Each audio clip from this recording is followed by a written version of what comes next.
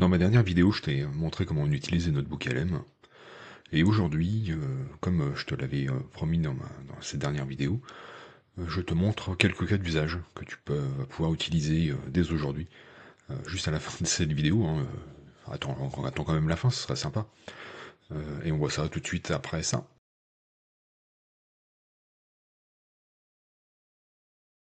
Bon, il y a tellement de possibilités que j'ai pris des notes, hein. Je reviens pas sur l'utilisation de Notebook LM, hein, je te renvoie la vidéo précédente pour ça. Mais bah, tu vois, déjà, le premier cas d'usage, c'est le résumé de livre, comme tu le vois ici, comme on l'a vu précédemment. Tu mets un livre en PDF dans Notebook LM, et tu peux, déjà, tu as un résumé, et tu peux poser des questions au livre. C'est comme un prof, sauf que lui, il te note pas et il te juge pas. Tu as différents outils hein, avec lesquels tu peux interagir pour préciser tes recherches dans ce livre. Dans la même veine, hein, du coup, tu as la recherche et la synthèse documentaire. Alors ça, c'est idéal pour les étudiants. C'est super aussi pour les chercheurs. Euh, alors pour le domaine professionnel, les juristes, les comptables, les équipes de la qualité, qui travaillent avec normalement beaucoup de documents, et pouvoir faire des recherches sur ce groupe de documents pour pouvoir les structurer, rechercher des plans, euh, extraire des arguments, des idées, c'est l'idéal. Tu peux l'utiliser aussi de deuxième cas d'usage pour la gestion de projet. Tu ouvres un notebook pour ton projet et dedans tu insères tous tes documents, les rapports, les comptes rendus d'une réunion, les résumés divers et variés que tu peux avoir, enfin l'ensemble des documents que tu as récoltés sur ce projet, tu les mets dedans.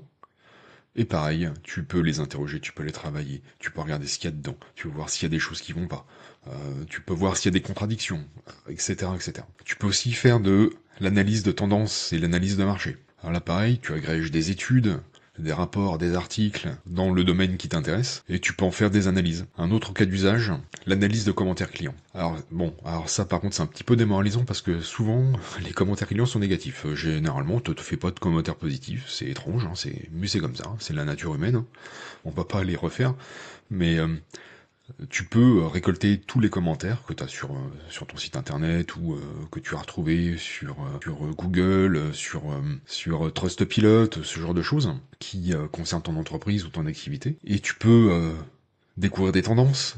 Tu peux voir, il y a peut-être des choses récurrentes, peut-être des indications sur ce que tu devras corriger.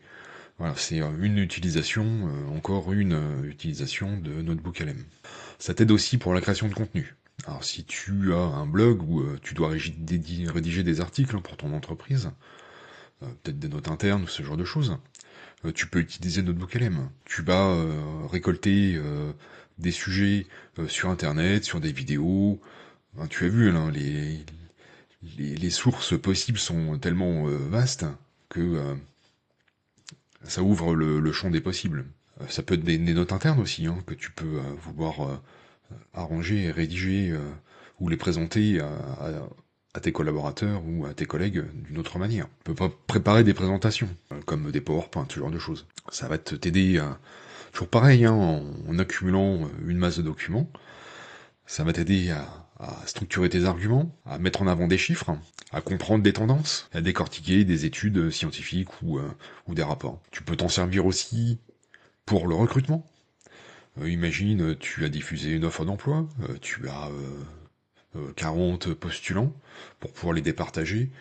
Tu mets toutes les candidatures dans Notebook LM et tu peux les comparer, tu peux voir les points communs, les points différents. En tout cas, tu peux travailler ces candidatures de manière globale pour pouvoir faire des choix. Je te conseille quand même, c'est quand même l'humain qui choisit au bout du compte. Mais ça te permet au moins de dégager certaines tendances et te dire bon ben voilà, ce type de candidature ne m'intéresse pas, je préfère me concentrer sur tel type de candidature et dégager ces candidatures justement par rapport aux autres et te concentrer sur un nombre plus faible de candidatures. Tu peux l'utiliser aussi pour la formation ou pour ton apprentissage. Tu as vu, hein, par exemple, là, hein, on a encore l'exemple sous l'écran. La rhétorique, hein, c'est l'exemple que j'avais pris dans ma précédente vidéo.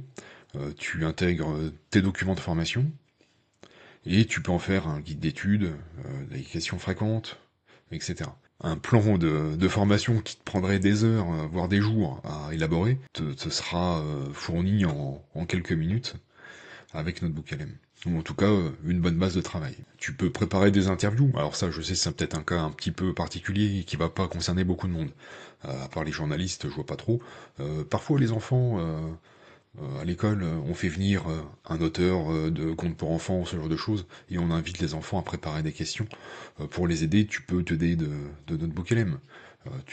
Si on t'a donné le nom de l'auteur, tu peux regarder sur internet ce qu'il a écrit, peut-être même trouver quelques extraits ou quelques interviews qui ont été déjà faites de cet auteur, et ça te permet de générer quelques questions comme ça que ton enfant va pouvoir poser. Ça lui permettra d'avoir un peu moins l'air idiot à l'école. C'est tellement strict et dur maintenant, même pour les enfants, que l'aide extérieure, c'est pas négligé. Et pour finir, hein, vraiment un truc un peu plus perso ce coup-là, c'est préparer tes vacances. Tu agrèges différentes informations sur ton prochain lieu de vacances. Tu vas pouvoir la liste des musées, la liste des lieux à visiter, les restaurants, et un truc auquel tu penses pas forcément, mais les médecins, les hôpitaux, ce genre de petites choses. Tu mets tout ça dans notre Book LM. Tu peux préparer du coup des activités en avance, et tu peux aussi faire face à l'imprévu. Aujourd'hui il fait pas beau, t'avais prévu une sortie à la plage, pas de bol, il pleut. Du coup, tu vas pouvoir aller au musée. Et si t'avais pas forcément prévu ça, parce que les musées, ça n'intéresse pas toujours, mais au moins tu peux te faire quand même une petite sortie. Et ça va occuper un peu tout le monde, et puis t'es pas à sec, quoi. Parce que si au dernier moment tu dois dire, oh mince, il pleut, qu'est-ce que je dois faire, qu'est-ce que je peux faire? Là, t'auras préparé ton truc dans le notebook LM, tu lui demandes quels sont les musées à visiter aujourd'hui.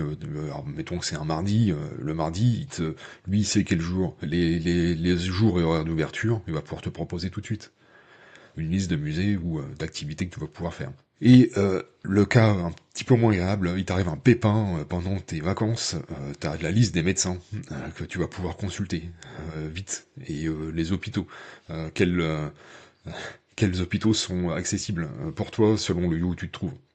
D'autant plus que maintenant, je sais pas si tu as vu, mais Notebook LM est disponible. Il y a une version mobile qui existe. Ça n'existait pas auparavant, c'est tout nouveau, c'est sorti cette semaine.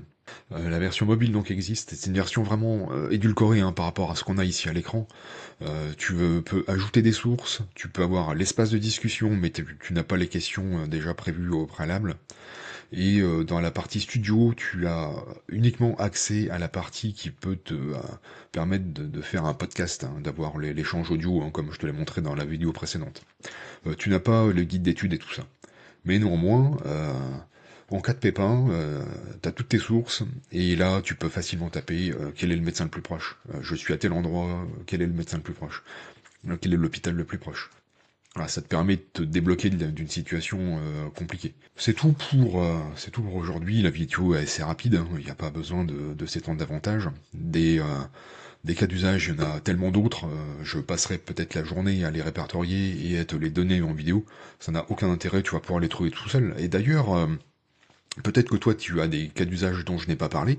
N'hésite pas à les partager en commentaire, hein, ça peut intéresser un peu tout le monde.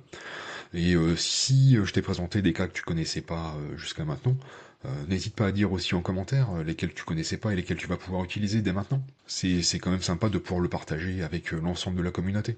En tout cas, je te remercie de m'avoir suivi, prends soin de toi, n'hésite pas à commenter, n'hésite pas à liker, n'hésite pas à t'abonner, ça te coûte rien et ça fait toujours plaisir. Je te dis à bientôt pour de nouvelles vidéos.